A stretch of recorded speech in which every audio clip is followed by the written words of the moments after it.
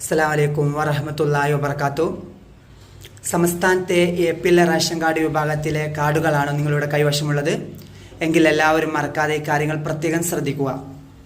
BPL ration card വിഭാഗത്തിലേക്ക് മാറ്റുന്നതിന് വേണ്ടി വീണ്ടും അപേക്ഷകൾ ആരംഭിക്കുകയാണ്.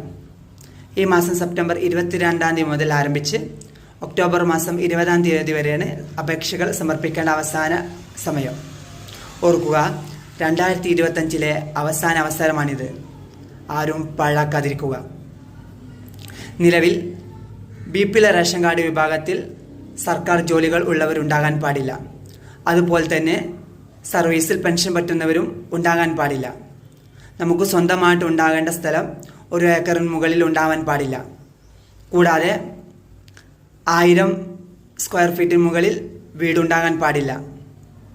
അതുപോലെ തന്നെ പ്രതിമാസ വരുമാനം 25,000 രൂപയോ അതിനു മുകളിലോ ഉണ്ടാകാൻ പാടില്ല.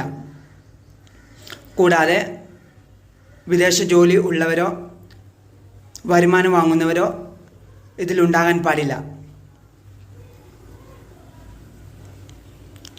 ഈ മാനദണ്ഡങ്ങളെല്ലാം പാലിക്കുന്നവർക്ക് തീർച്ചയായിട്ടും ഈ സ്കീമിൽ പങ്കെടുക്കാവുന്നതാണ്. അതുപോലെ തന്നെ നിലവിൽ അസുഖമുള്ളവരോ വാർദ്ധക്യ സഹജമായ രോഗമുള്ളവരോ വിധവകളോ ഉണ്ടെങ്കിൽ ഈ സ്കീമിൽ പ്രത്യേക മുൻഗണന ലഭിക്കുന്നതാണ്. അതിനാൽ ഈ അവസരം ആരും പാഴാക്കാതിരിക്കുക. എല്ലാവരിലേക്കും ഈ കാര്യങ്ങൾ പ്രത്യേകം ഷെയർ ചെയ്യുക.